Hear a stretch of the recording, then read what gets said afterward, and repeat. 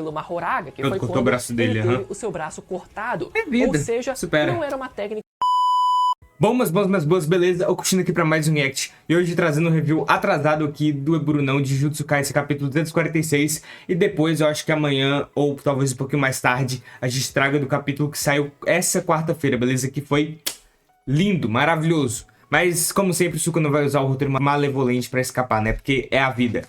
Enfim, Sukuna matou o Chozo e Itadori vai vingar seu irmão com a espada de Higuruma. Então, sem muita enrolação, vai deixando seu like, se inscrevendo e ativando o sininho, porque ajuda demais aqui no canal pra gente crescer cada dia mais. Só agradece e bora pro react. A batalha contra Sukuna continua e da forma mais seca e inesperada possível, temos a possível morte de Choso pelas mãos do Rei das Maldições. Isso foi um baita de um tendo sido atravessado atravessado pelas mãos de Sukuna. O cenário começa a piorar, mas eis que surge uma luz no fim do capítulo. Higuruma ergue novamente a sua espada da execução, capaz de eliminar Sukuna e salvar a alma de Megumi, seguido da seguinte frase: uma joia bruta com um talento comparado ao de Satoru Gojo. Vamos falar sobre tudo o que aconteceu nessa análise completaça do capítulo 246 de Jujutsu Kaisen. Quarta-feira é dia de Jujutsu aqui no canal, então você já sabe, já chega desmantelando o botão do like para espalhar a palavra do rei e filetando o botão de se inscrever aí embaixo e ativando o sininho pra gente poder continuar expandindo o domínio desse canal. Esse será o último capítulo desse ano, então vamos saborear ele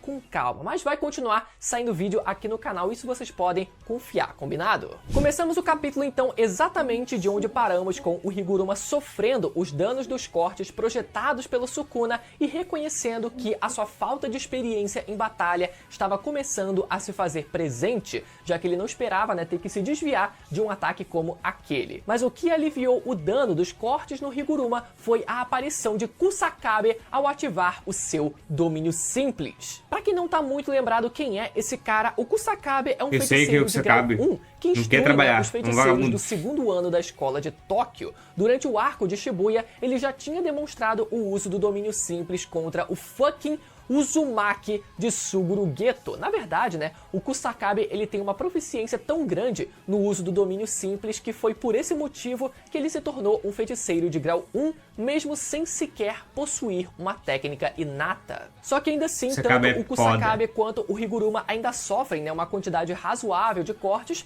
primeiro pelo Kusakabe ter chegado atrasado para ativar o seu domínio simples, né? Ele só ativa o seu domínio simples depois que os cortes já tinham começado a serem projetados pelo Sukuna, e segundo porque o domínio simples não é algo absoluto, tanto que ele só conseguiu reduzir os efeitos dos cortes do Sukuna. Na verdade, eu achava que o domínio simples ele era absoluto enquanto ele não fosse quebrado por uma expansão de domínio mais poderosa, por exemplo, mas enfim. De qualquer forma, tanto ele quanto os outros feiticeiros foram elogiados pelo próprio Sukuna nessa hora. Na sequência do capítulo, a gente tem uma parte interessante que foi o autor explicando as diferenças entre as técnicas de corte do Sukuna a partir da reflexão feita pelo Kusakabe. Primeiro, o Kusakabe ele diz que pensou que fosse morrer, né? Achando que se jogando na frente dos cortes do Sukuna, achando que o Sukuna estaria... Essa parte eu gostei da explicação, diferenciando os cortes, pra dar um resumão pra gente, relembrar, porque Jujutsu é muito conceito, é muita coisa,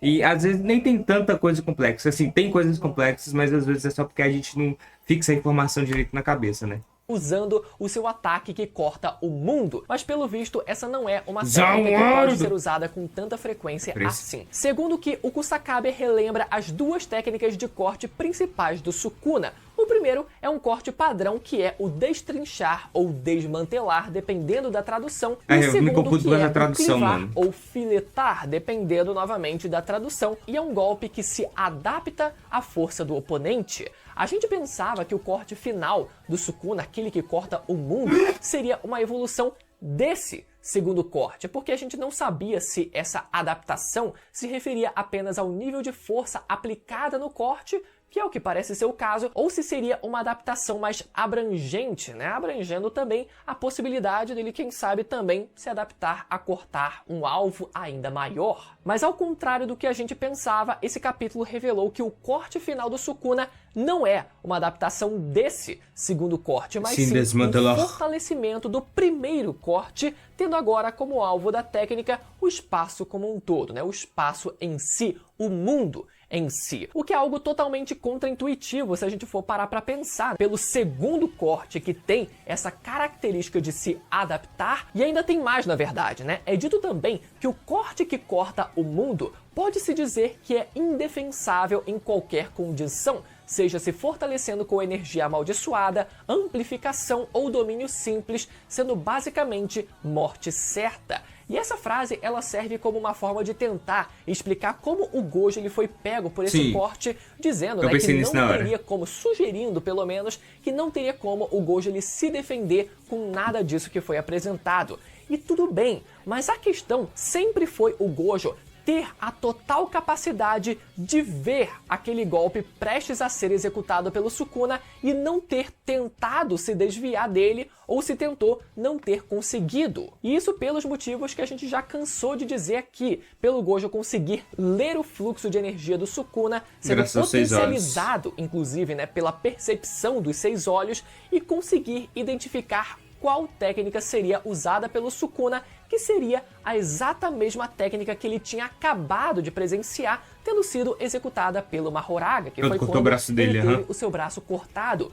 Ou seja, não era uma técnica inédita para ele, mesmo que o Sukuna, propriamente dito, não tivesse executado ele próprio aquela técnica, ainda assim ele tinha acabado de testemunhar aquela técnica sendo executada pelo Mahoraga. E se é possível um feiticeiro conseguir ler o fluxo de energia do usuário, do seu oponente, e tentar identificar que tipo de técnica ele está prestes a usar, somada à percepção aguçada dos 6 olhos, não tinha como o Gojo ele não perceber que era justamente aquela técnica que ele tinha acabado de presenciar, que viria a ser executada novamente agora pelas mãos do Sukuna. Fora a diferença, né, das condições físicas de cada um, onde o Gojo estava numa condição física visivelmente muito superior à do Sukuna. Isso é true. Ou seja, nada disso que foi colocado nesse capítulo explica por que o Gojo ele não teria plenas condições de se precaver daquele corte que ele sabia que podia burlar o seu infinito e não ter desviado dele, quando até o próprio Hajime Kashimo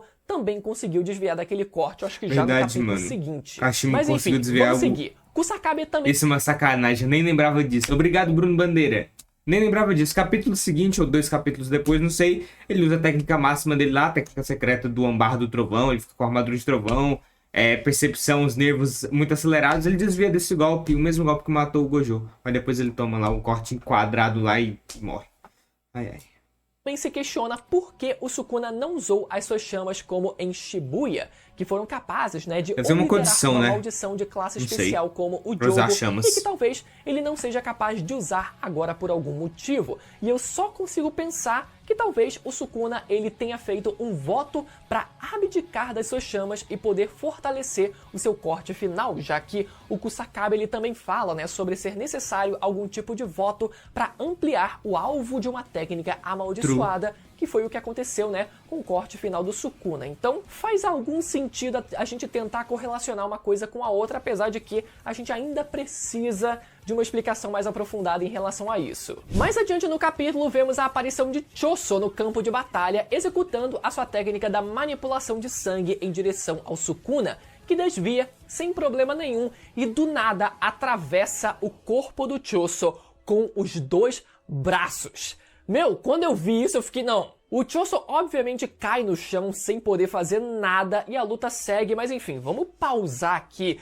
para falar um pouco sobre isso aqui, do que aconteceu. Olha, eu duvido muito que o Choso ele tenha morrido assim, sem qualquer preparação ou clímax construído para ele. Se for pro Choso ele morrer assim, feito um random qualquer, eu ia preferir que ele tivesse morrido enfrentando o Kenjaku, que foi quando ele pôde ir com tudo contra o seu próprio pai, né, que foi o seu criador, na verdade. Então a gente teve naquele momento tanto o envolvimento emocional com o Choso enfrentando o homem que ele buscava se vingar, como também o melhor desempenho numa luta que ele mostrou até hoje no mangá. Então eu sinceramente não aceito que ele tenha morrido aqui de jeito nenhum. Ele vai dar um jeito de se levantar e continuar lutando, eu não tô nem aí. Porque, cara, Agora... Isso se é a morte do Choso? Esse é Meu paia. amigo, não, eu sinceramente me recuso. Agora eu não lembro, eu li o capítulo depois desse, 247, eu li 2 vezes hoje, mas agora eu não tô lembrando. O Choso apareceu de novo? Assim, teve um ataque de sangue no Sukuna, mas pode muito bem ter sido do Itadori, porque capítulo passado, ou 2 capítulos atrás, ele falou que o Choso é muito ruim de ensinar e o Kamo, Naruto Shikama atual, ensinou pra ele alguma coisa. Então pode ser que o golpe perfurante de sangue foi do Itadori, porque não mostrou o Choso mesmo, né? Embora tenha ido o ataque do sangue no Sukuna, ele falou, deve ser o irmão mais velho lá da Pintura da Morte. Mas eu acho que o Choso tá vivo, né? Na sequência, então, eis que surge o cara do gorro, que ninguém lembra o nome, mas que é o Inotakuma. Eu também não lembrava, eu fui pesquisar pra lembrar, enfim. Que era o antigo associado do Nanami, indo loucamente pra cima do Sukuna. Não coincidentemente, galera, o Ino ele aparece segurando nesse capítulo a ferramenta amaldiçoada usada pelo Nanami, aquela faca cega que era usada pelo Nanami para ativar a sua técnica amaldiçoada ao tocar no seu oponente. Ino impressionantemente chega a tocar o braço do Sukuna com essa faca e descobrimos nesse capítulo que aquela ferramenta amaldiçoada do Nanami agora contém a sua técnica amaldiçoada embutida nela. Explicando aqui pra vocês, galera, o que sabemos é que ferramentas amaldiçoadas são objetos, imbuídos com energia amaldiçoada e que caso um feiticeiro transfira constantemente a sua energia para uma arma qualquer, essa arma pode vir a se tornar uma ferramenta amaldiçoada. E como a gente sabe, o Nanami ele canalizava a sua energia através dessa faca cega. Pra quem também não tá lembrado, o Nanami ele usava essa faca para tocar no seu oponente e dessa forma ativar a sua técnica amaldiçoada. Que dividia o seu oponente numa linha de 0 a 10 e criava forçadamente um ponto fraco entre os números 3 e 7 que o Nanami podia explorar acertando aquele ponto com a sua faca e causando um dano crítico. Ou seja, de tanto o Nanami ele canalizar a sua energia amaldiçoada através daquele facão, seja para ativar a sua técnica amaldiçoada no seu inimigo ali tocando o facão no corpo do oponente, como também canalizando essa mesma energia para depois acertar e causar um dano crítico. De tanto ele repetir esse processo, o seu facão agora possui a sua técnica amaldiçoada, galera. Bom, né?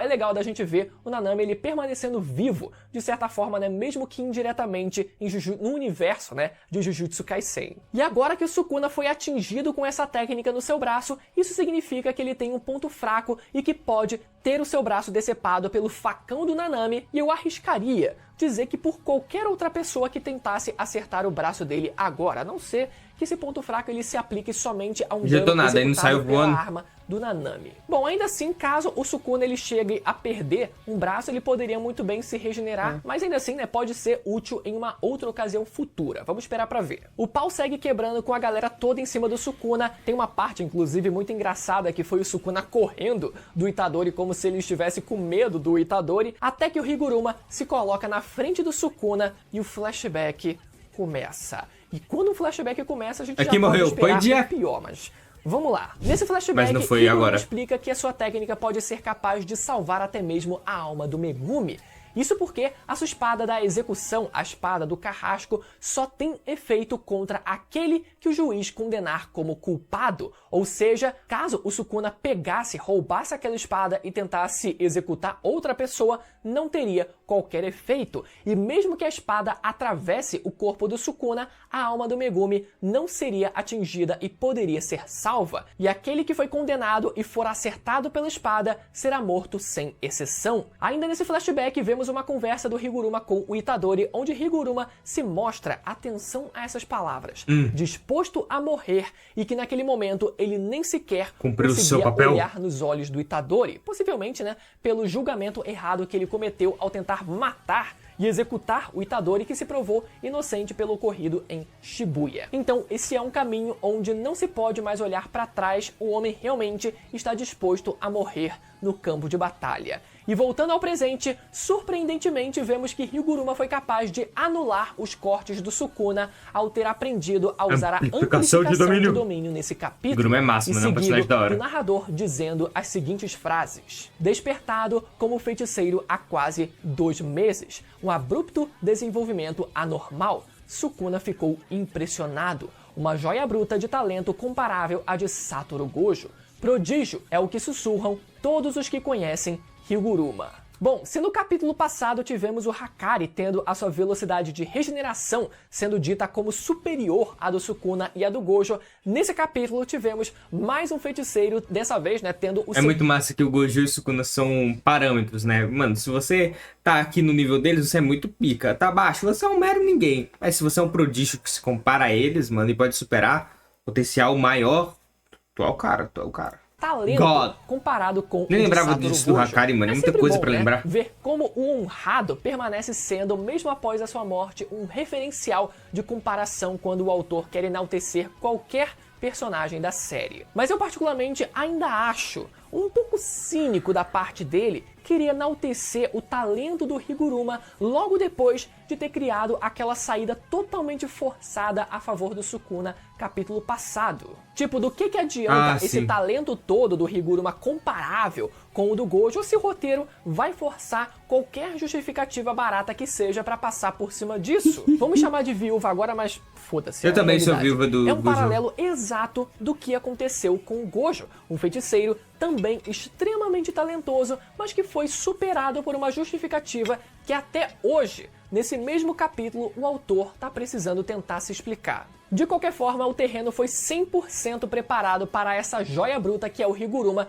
ter o seu grande momento já no capítulo que vem, mas que ainda deve resultar na sua morte. Eu não acho que ele vai conseguir acertar o Sukuna com essa espada, senão, teoricamente, né, acabou o mangá, mas pode ser que mesmo depois da sua morte, essa espada da execução ainda permaneça É o que vemos no próximo ativa capítulo, e quando ele possa passa. ser empunhada por outra pessoa, quem sabe o próprio Itadori, no último Brunão ato, Cravadas. ainda mais pro final do mangá. Afinal, né, faz todo sentido que seja o Itadori a salvar a alma do Megumi, e a gente viu, né, que com essa arma isso pode ser possível. A não ser que o Sukuna seja acertado por essa espada já no capítulo que vem, e ainda assim ele consiga dar um jeito de evitar a própria morte, assim como aconteceu capítulo passado com o Sukuna, né, perdendo apenas a sua ferramenta amaldiçoada, mas ainda mantendo a sua técnica inata com ele. Eu também não duvido que isso possa acontecer. Bom, como sempre, eu quero saber as teorias de vocês aí nos comentários. Se você gostou do vídeo, lembra mais uma vez de conferir a sua inscrição aí embaixo, e caso você ainda esteja perdido com tudo o que está acontecendo, eu recomendo que você assista o meu vídeo da semana passada, que vai aparecer na tela agora, para você poder se inteirar um pouco melhor da reta final de Jujutsu Kaisen, que deve acabar no ano de 2024. O Gege galera. falou Melhor que ano que a gente vem já ir já se vai preparando. acabar. Até a próxima, tchau. Não sei se ele é que nem o Oda, né? Mas vamos ver aí. Bom, galerinha, esse foi o vídeo. Espero que tenham gostado do react. Deixem nos comentários o que vocês acharam desse capítulo. Mais tarde eu vou estar trazendo, que amanhã, né, talvez, o review do capítulo 247 do Brunão também. Então é isso, família. Deixe seu like, se inscreve, ativa o sininho pra não perder nada. Minhas redes sociais estão na descrição, o vídeo na sua telinha e cards se vocês gostaram do conteúdo e quiserem ver mais. Então até uma próxima. Valeu. Falou.